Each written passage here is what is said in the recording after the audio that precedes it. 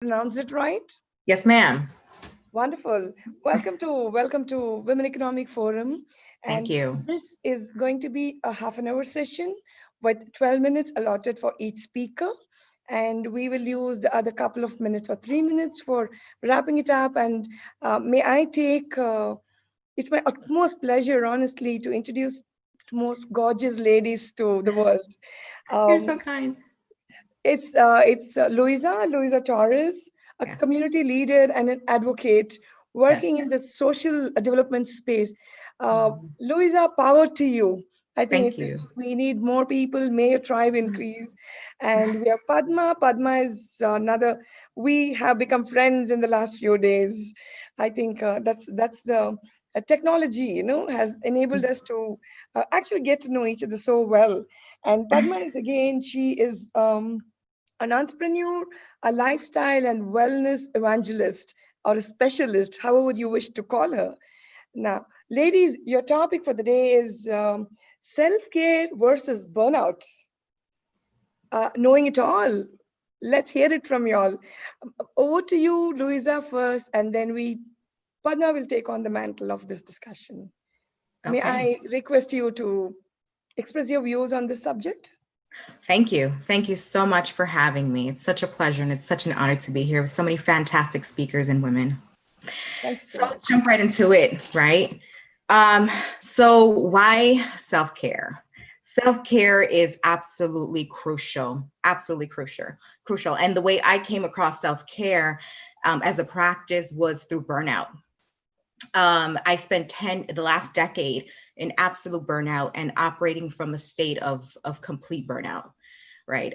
So I was working two jobs. I was going to school at night, doing two graduate degrees, back to back consecutively, operating as a single mother, showing up for my community as an activist, as an advocate, And so I was a master burnout, actually an expert, right? And so, what that does to your body in a decade, what that does to your nervous system, right? When we talk about operating from a flight or fight response for 10 years, and that means not eating properly, that means not sleeping properly, that means not having proper rest constantly, essentially not having a life, right? Not dating, not enjoying holidays with my family, not living life normally, no breaks at all.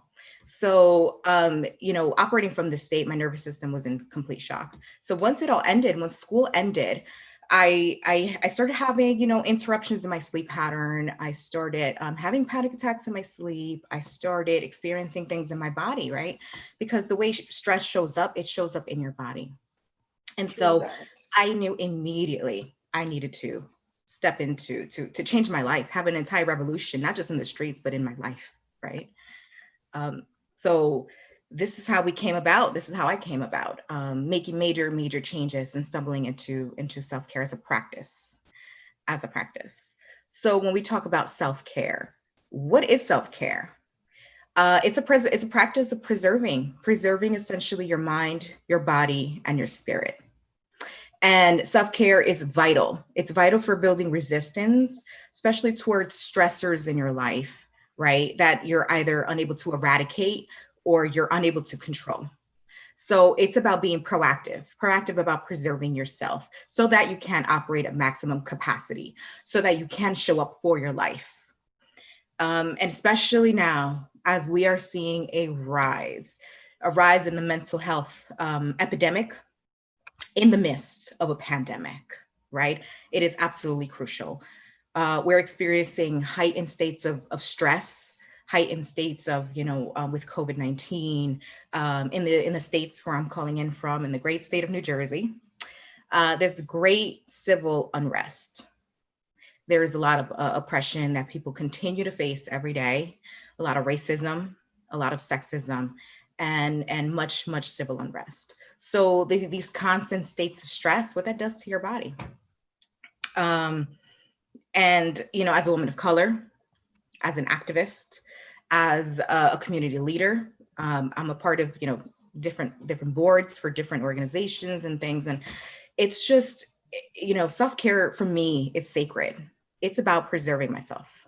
right? And oftentimes I have to, put my body on the front line for a cause. So what that does to your mind, body, and spirit long term has great impact, right? So it's a way that I combat oppressive structures also. And to reiterate what the great Audre Lorde once said, she said, caring for myself is not self-indulgence. It is self-preservation, and it is a political warfare. So I'll tell you what self-care is not, so that we can better understand what it is. It is not some Band-Aid for some underlying issue. It's not an excuse to take a day off and go drink mimosas at a spa. While that can be a part of your self-care practice, of course, and I incorporate that into my self-care practice, right? And my self-care regimen, but it's not that. What it is being deliberate and being intentional about how you love yourself and how you show up for yourself. Self-care and self-love is revolutionary, and it is radical. Make no mistake about it, self-care is resistance. It's intended for our collective survival, especially in times that we live in where, many marginalized communities and people continue to be under attack all the time. You must preserve yourself, and you must preserve your people. So how do we stumble onto what a self-care plan looks like, right? What does it look like? So you have to ask yourself, what are your daily habits? What do you consume mentally, physically, emotionally, spiritually?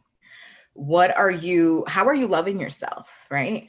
And also it's about being in connection with your body, understanding and knowing your body. What is your body telling you? So do you have pains? Where are your pains in your body, right? Like my stress, I carry it in my upper body. So I know once I'm tense and I'm feeling it in my shoulders, I need to dial it back and take a step back, right? Are you exercising? Are you eating properly? Are you drinking enough water? It's about all of this. So I like to break it up into 3 categories. I like to break it up into mind, body, spirit. They're all interconnected, right? So when we talk about self-care as a practice for your mind, I ask myself, like, okay, what are you listening to? What are you exposing yourself to? Are you intentional about who you follow, what content enters your mind? Because it enters your mind, it enters your body, and it stays in your body, right? So what are we listening to? The music that we listen to matters. Are we reading? What are you reading? Are you praying? Are you meditating? Another big one, setting boundaries. This is a huge one for me. Going on here. Are you setting? Louisa, I think it's so wonderful to hear your interpretation of self-care. Mhm. And I think it's the most important thing we need to practice. Yes. We can practice it. It doesn't matter whether we are rich or poor or Yes. colored or non-colored, whatever it is.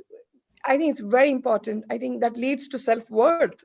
So I think I would like to invite Padma now to Okay. express her Oh, please. Yes, of course. topic. Since there's something which we can debate for quite a long time, but since we are really stretched for time with specific, allotted time for every speaker, I think it's my pleasure to invite Padma and give us your expressions on this topic. It's your expertise area also. Mm-hmm. Thank you, Lakshmi. Thanks for having me. And hello, Louisa. Lovely to hear you as well. And I'm so excited to be part of this very interesting topic on self-care versus burnout. I'm going to start like Louisa just shared. The word burnout, for me, I did not even know how it manifested. So I'm going to give a little short story on how I jumped on this train, as I call it. So this is 20 years ago, 2001, and my son was just born. And I recall I used to have very bad lower back pain. And I just thought, oh, I'm a young mom and I work a lot. I work 20 hours a day and I travel a lot. It's got to do something with that. It never gave in. And then it became debilitating. And I'm speaking to you from London today, but that time I used to live in Dubai. And I just thought, okay, one more flight and then I'm going to take rest. One more flight and then I'm going to take rest. So I ended up in London from New York, strangely enough, from where you are near you, Louisa. And then I got into the hotel room and I locked the door and the bellboy was knocking on the door to bring my suitcase in. I couldn't open the door. My body just gave. I couldn't even stand up because my lower back, L3, L4 had given way. And I was like so embarrassed because I couldn't open the door. And that's when I realized, I said, oh my God, what's happening? So I had to call Dubai to call the lobby because I didn't know the number of the hotel for someone to say, I can't come to the door. Can you imagine, all in 2 seconds? So then they had to call a doctor, and then they said, your back is really bad. You have to go in for a surgery. And I'm like, I'm not going in for a surgery. And that's how my journey into how does stress manifest in the physical body happened. I'm born into this family, but I never practiced it as much as when it started happening to me, physically and personally. And I loved what I did for a living. So I didn't think it was burnout at that stage in time. So what is burnout is what I'm going to go into today, because I think Louisa explained more on the personal side. So I've written down a few points if I can talk about what it looks like. So what does burnout look like? Most of us think of burnout as working 18 to 20 hours a day. Most of us think of burnout as sitting in the office all the time. Most of us think of burnout as not spending time with the family. Most of us think of burnout as your brain just being fried. Well, this is my idea of what burnout might look like, or popping pills. But burnout, I've just written it down here, is also not just those aspects. Burnout for me, and what I've noticed with the people that I work with, need not be just work related only, because if that's the case, Mahatma Gandhi used to work 21 hours a day. Nelson Mandela was in prison 26 years, back-breaking work of, cutting rocks. So he should have had a burnout within the first month. Well, he didn't, did he? So burnout to me is a lot more than just physical labor or something that we do for 21 hours or 22 hours. Burnout for me is where I have noticed when people are not connected, like Louisa pointed out, in the mind, the body, and the soul. So sometimes you can work 21 hours, but be so connected to what you're doing. And it becomes a place of nourishment. Absolutely. Do you see what I mean? Then to me, it's not necessarily a burnout. Then it becomes, I'm not saying it's self-care. We'll come into that in a minute. So what is burnout? The symptoms of burnout are like millions of different things, but it could also be something where you love your job, but you dread going home. Maybe you don't have a very happy relationship at home. Maybe it looks like there's a sadness, there's something that's pulling you back, or where you're pulled in 2 different directions and you don't know which way to go. Confusion in the mind. What are the symptoms of burnout? I'm going to go in through a few symptoms of burnout. People usually, if you're not in this industry like 3 of us are speaking, people don't connect. They would go to a hair salon 20 times a month, think, oh, my hair is falling off, I'm getting alopecia, not connecting it to burnout. Or they might take, antacids in plentiful, thinking it's something to do, oh, my stomach, I'm eating the wrong food. Or they might think, oh, my skin is sagging, or I look dull, I need to go to a specialist for my skin. When really the problem could be all pointing to there's something else that's wrong with you. I want you to take interest in your full being. So burnout, the symptoms can manifest in the physical, like Louisa had, like she said, like I had. Absolutely. It could be in the emotional, where we think we're doing great, when you just think, oh, no, it's just work. I work 21 hours, when really it might not be work. It could be something else. Or it could be work and we don't realize it, thinking, oh, I need the salary, I need this money. I'll just work for another 6 months and then I'll go back to my children and husband, or whatever, loved ones, or to my community, or I leave this country and go back home, wherever home is, which I've seen happen in plentiful in Dubai, where I used to live, or wherever we live. So burnout does not have to be only one aspect of our life. It can be in any aspect of our life, be it physical, be it emotional, be it material. Because some of us, the world has taught us, especially like what again Louisa pointed out, we've been programmed in the head to think we need to have the car, we need to have a home, we need to have a fridge, we need to have, X, Y, Z, or you're not complete. So we need to realize completion, this is for me, it's all about not existing, but thriving. Not surviving, but thriving. So burnout is when you're just on the survival line, not just materially on any level, be it the physical level, the spiritual level, the emotional level, or the mental level, but going into the thriving mode. We have 70,000 thoughts in our head every single day. 70,000 thoughts, like what Louisa just pointed out. Where are we giving our attention to? And it's interesting, there's only two real emotions in life. It's either fear or love. Everything comes under that. Isn't that fascinating when you really think about it? Very true, absolutely. You know, whatever we put, it can come under love or fear.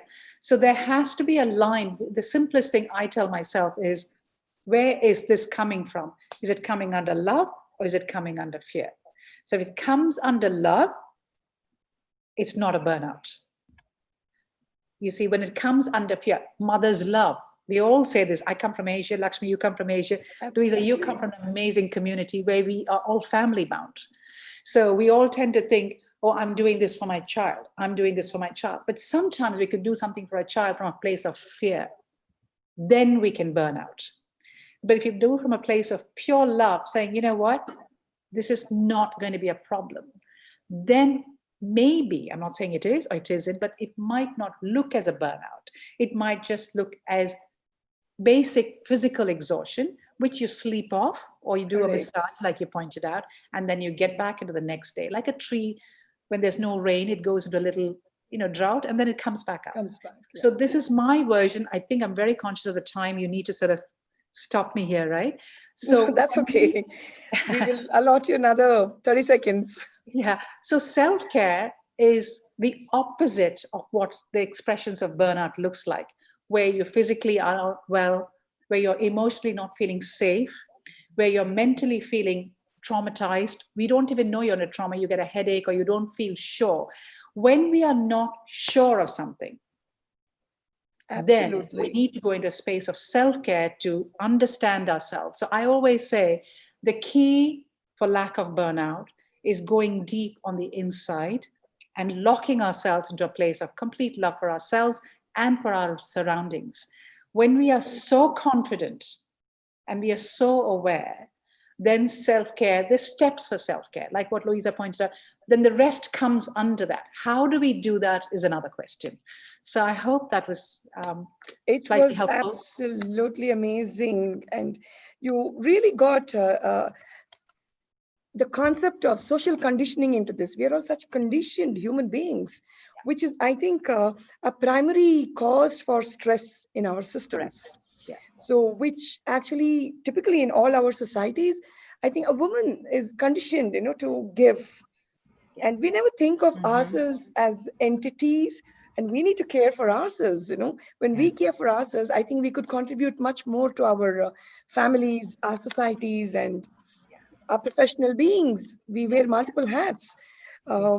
I think both of you ladies, you've got great experience, and actually you have delved deeper into this subject owing to your own personal experiences, and you have captured the beauty of the need for self-care and how we need to do this. I think we need to have a couple of sessions, and if you're open, we would like to send you all invites, and we could have various programs for women around the world.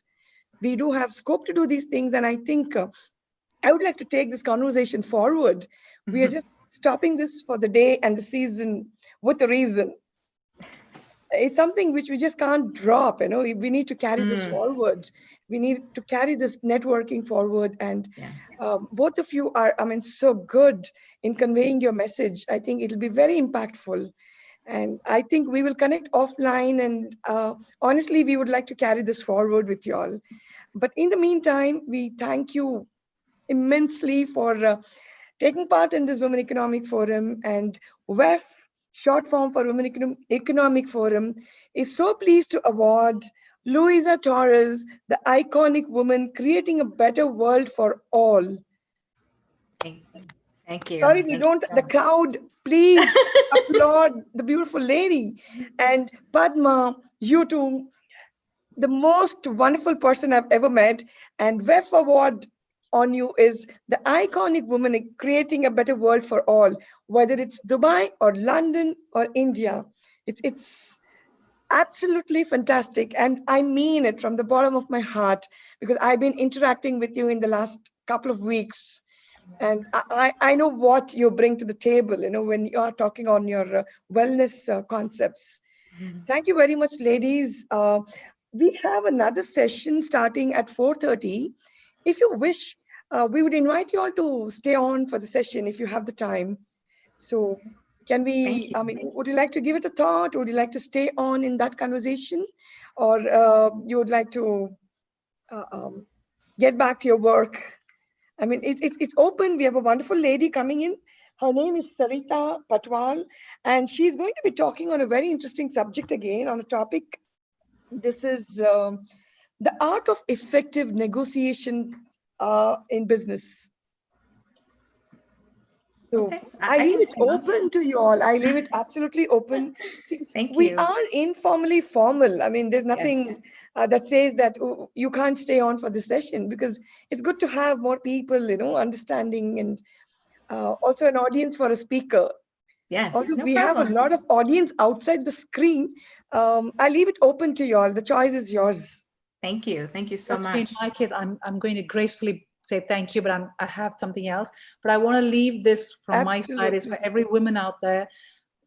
Children cut and paste what they see their mothers do or their families Yes, does. so true. So, I call as a Shakti, strong is sexy. So that as a Absolutely. woman, I think once we all believe strong is sexy, our children in the future world is going to be, humility, compassion, Yes. and strength is a combination I believe in.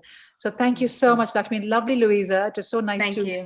Very interact nice to with meet you. you. Thank you And so good much. luck with what's happening in Thank you, America right now. Padma. Not Thank knowing. you. Yeah. And Thank best you. My wishes heart to is with Kelly you. also.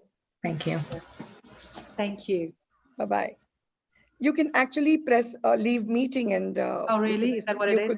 you I can get see. teleported. Yeah. Louisa, that's wonderful to, our speaker has not yet come. Maybe you could tell us more about Thank you. how did you understand? How did you understand that here, well, I'm in a point of self-destruction, so to say, I'm completely Mm. being destroyed from within. What is it that I have to do, to start caring for myself? So how did you actually discover this, and what did you do to come out of Yeah. it? Yeah. So, as we kind of mentioned earlier a little bit, a big part of it is listening to your body and having that connection with your body and listening to what your body is telling you, with the stress and it manifests physically in your body and it stays in your body. So Correct. oftentimes that looks like headaches, that can be backache, pains everywhere. So being in contact with that is huge. And I think another huge practice is self-care, looking at it from like a spiritual practice also. When we care for ourselves, we're also honoring our ancestors, right? Like my grandparents literally worked themselves into a grave, an early grave.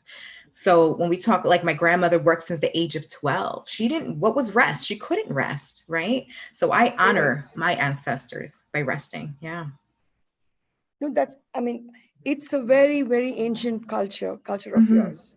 The, Yes. the civilization is so ancient, and there's so many common elements between the Indian civilization and yours. And yes, I think the grandmothers have a lot of wisdom to share, and Hmm. it's Oh, up to yes. us to pick up these wisdoms.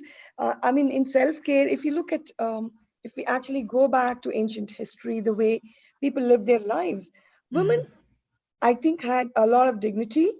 Hmm. There was a lot of dignity those days, Yes. and there was a space and time for them. There were times when women were given rest. Right. A person post delivery was given enough Hmm. time to care for her body and mind, because Right. post delivery there are certain depression situations we Yes. go through, and there's Yes. definitely a huge challenge to the physical bouncing back. And Absolutely. when women go through their monthly periods also, there was special, what say, self-care scenarios Hmm. there. Hmm. So which I Hmm. think there was a lot of self-care Mm. embedded into the societies. I think today we are facing the challenges of multitasking. We wear Right. many hats. I think in all those scenarios we do, I think it's left to every person, every woman, to understand I need to care for myself. That's How right. we do it is something which we need to figure out. And Right. it's very, very unique because we are Right. blessed with our own intelligence and our ecosystem. So putting all these things together, I guess, uh, end of the day, summing it up, I think self-care is extremely important. If we Absolutely. You don't, want to if change, yeah, you want to change the world, you have to start by loving yourself. It's as loving simple as yourself, that. I think that Yeah. that's the core of it. That's the core Hmm. of it. We have our next speaker, Sarita. She is just coming in. You're muted, Sarita. You're muted. Sarita, you're muted.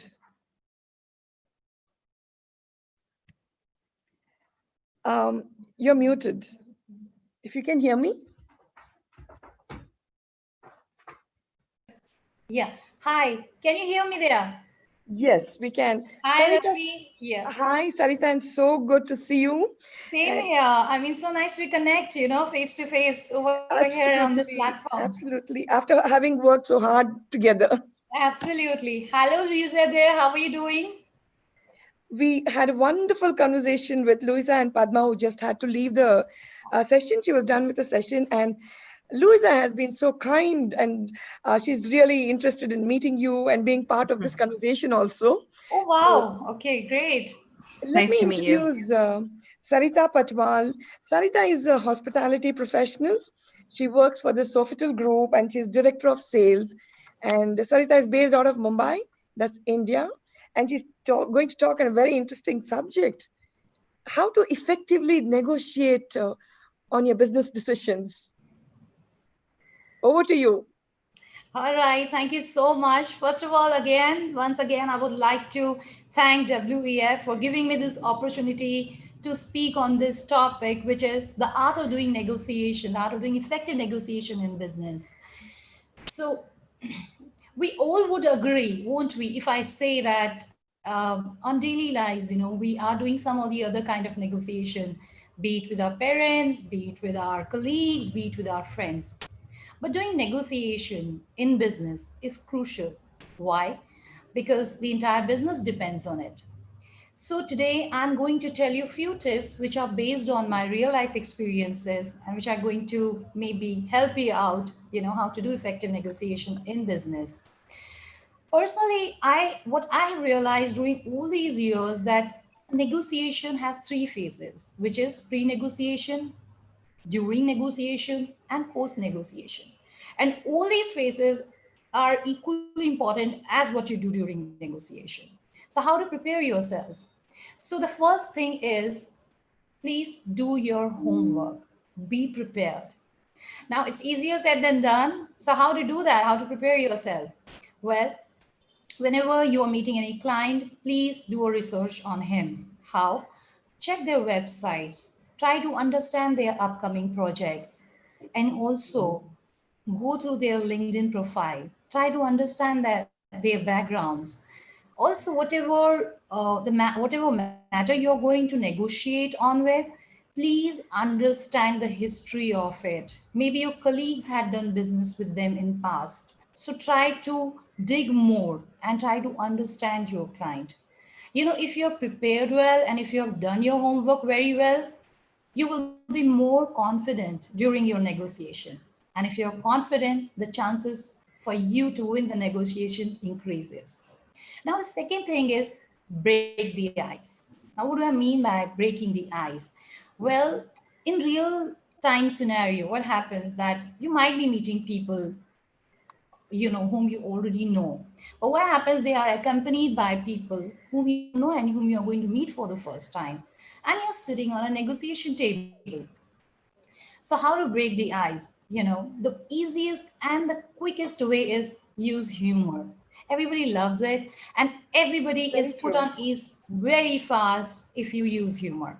Now, the second thing is that I'll give you an example. For example, if you're walking in your client's office, you really like the decor of your client's office, like the ambience, compliment them. Use compliment. Everybody loves it. But please be genuine about it. Because if you're not going to be genuine about it, it might do the reverse effect, which you are definitely not looking forward to. Now, the third thing is that whenever you are going to discuss on an important, of course, negotiation are always based on important matters. Before jumping into the matter, talk something general. Maybe like how they are doing or how's the weather today. Hope they didn't find any traffic. Try to bring in a general topic because that will create a comfortable ambience. It is very, very important before you start a negotiation, create a happy, friendly, and a positive ambience. Another thing, so you might meet people, as I just said, that whom you're going to meet for the first time. Please acknowledge them. If you acknowledge them, they will feel valued. And you never know, they might be a secret influencer who have a say for the negotiation. It's just that they didn't take the lead for the negotiation and you are thinking that they are not important. So even if they are not saying much, but when you are introducing or getting them introduced, do acknowledge them. And even after the post meeting, please thank everybody individually. Now, when you're doing negotiation, what is important? When usually what happens that again in real time thing, you get a mail or a phone call. Usually the query comes like this: that they have a requirement, and please let us know what you can do about it. And usually what people do is that they take their own sweet time to revert. They are internally negotiating on that, taking the rates, and next day they are sending the offer. What you should do is act as fast as possible. Do not waste time and be hungry for the business. By saying that being hungry for the business doesn't mean that you got to be desperate. No, by being hungry means be serious for your business, because business really matters at the end of the day, and that's what they have appointed you for, right? So I'll give you my real life experience on this. What happened that years back, I was working with a top-notch luxury brand, and one fine day, one query landed to me, which was saying that they had a requirement for a resort kind of property. There was no contact details given, for the client. I Googled it. I got their contact details. I called them up. I got connected to the end client immediately and asked them if we can meet ASAP. He said that he'd been very busy, but if you can make it in an hour or 2 hours time, he would be happy to meet one. Well, that was a very short time period, right? Like 1 hour, 2 hours time, and then you have to drive yourself to the office. But the query was important and we needed to be aggressive. So I spoke to my boss. Thankfully, when she was available, we both landed in their office, and the client was quite surprisingly, like he was really happy to see us over there, and it he was he really really appreciated our seriousness. During negotiation, we realized budget was not the issue. It was just that the query for them also ended up at the last moment. They wanted to close it with a good property and with who can commit good services on immediate basis. You won't believe we closed the query by the end of the day. When we got the deal, me and my boss, we were discussing we might have lost the query if we wouldn't have acted fast. We just got it because we wasted no time there. Now, why I'm saying that? Because the mail which came to me, that mail had gone to my competitors also. And no matter I say that I belong, I was working for a top-notch brand, our competitors were not bad. If they would have gone before than us, they would have gone there. They would have really sealed that business into their kitty. So it's very, very important to take business very seriously, be hungry, and act fast. Correct. Sometimes it's not always about the brand. Yes, absolutely. When I say a Absolutely, brand as in a company or a product, it's also the brand we, the brand I. It's yes, people. absolutely. Absolutely. I'm coming to that point, in fact, yeah. I think that's what made you clinch the deal. Yes, absolutely. Abilities too. I completely agree. And now the next thing is that try to understand the nerve of your client. When I'm saying that, I'm not asking to be a doctor over here, but at times you do meet people who are very, very straightforward. So whenever you are having a meeting with the client and he's insisting, on some point that if he's insisting on budget and again budget, please take him seriously. Budget means budget means a lot to him. As I just gave you an example of my last negotiation over here, the budget was not the issue. It was a time constraint, and they were looking for great services, and we provided them that. So whenever a client is saying something, insisting on that, take it seriously. There are, we consider I don't know whether I have time to actually narrate all my experiences. There was a very beautiful experience over here when the client actually insisted on budget, budget, budget, and we thought that everybody keeps a buffer. We also keep a buffer, for some amount, and we wanted that buffer out of him. And when we said that this is our BATNA, which is like best alternate terms to your negotiation agreement, your walkaway rates, and we said that this is it, and he believed us, and he went to the competition. He closed the deal because he didn't have any buffer. So please try to understand the nerve of your clients. It's very important. The more you know your clients, the more business you're going to close. Now, another thing is chase. At times what happens that we have negotiation meeting, and it's not once, it's multiple. It starts from an email, it goes like various show rounds happens, and various telephonic meeting happens, meeting at your office, meeting at their office. So many meeting happens, but never ever lose interest and keep chasing. Why I'm saying that? There would be point when you want to just say that, oh my god, I'm done with it. But trust me, when you're going to crack the deal, you would realize it was worth it. There was one deal. All the trouble, yeah. Yeah, I there was think one deal. you have Absolutely. another 2 minutes to. Okay, okay, yeah, you, yeah, I right? completely understand that. So I'll try to just quickly say what I want to say. So one most important thing what I've realized during all these years is that don't ever compromise on ethics and values. As Lakshmi just said, that you build your brand. As we, no matter you're working for a brand and you're representing a brand, when you are deviating from all these ethics and values, you're not only putting a bad picture to them, but because you are there in the market for such a long time, you're also creating an equity for yourself. Your brand is getting built, you are building relationships, and if you build good relationship, trust me, people, before even starting the negotiation, you are going to win the negotiation, because your client likes you, because the client feels you that you are reliable, you are the one who would crack something with, you will come up with a win-win situation, and you will provide a value to them. And it's over years you build that kind of equity or reputation for your company and for yourself, which happens automatically Absolutely. and parallelly. It's such an ongoing process in life. And honestly, I think I would like to um, kind of connect the topic which Louisa just spoke and then your contribution to your topic. Louisa, would you agree with me if I say we need to negotiate with ourselves for Absolutely. self-care? Yes. That is We have, actually very brilliantly put. Yes. Yes. we need to, because it's worth it. It's worth that negotiation. It We're is. And, worth it. It is. Yeah. and for, I was just when, reading a quote which said that in life you don't really get what you deserve, but you get what you negotiate for. That's right. Which is honestly, so so true, very well said. Yes. Absolutely.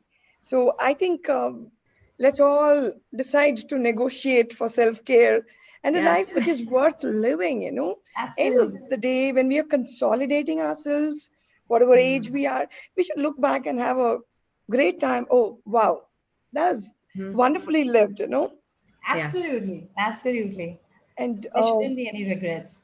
WEF takes this opportunity to thank Louisa once again and to thank Sarita Patwal for Thank not you. only coming in as our speaker, but she's become part of the team which put this, which actually put this WEF together, and she's helping us so much. I'm really so grateful to you and amazing contributions of yours, which I think we would. I'm taking this opportunity on this platform to thank you once again. And WEF is very happy to confer the award of the iconic woman creating a better world for all. Wow, That's thank you Sarita so much. Patwal.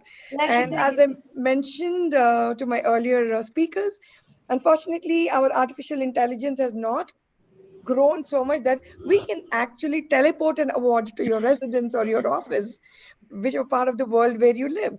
But we are going to send it through an email as a soft copy. And we wish you great success. And you can share the soft copy on your social media.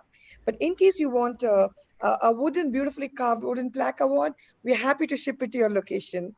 So we will connect with you offline and we'll take this forward. Thank you very much, ladies, for Thank the you. lovely contribution to such interesting topics. Our pleasure. Thank you so much. Thank you so Thank you much, very Lakshmi. much, It's and an stay honor. safe and It's stay really an blessed. honor. Thank you. And we will stay connected. Thank you Yes. so much. Thank you. Thank you.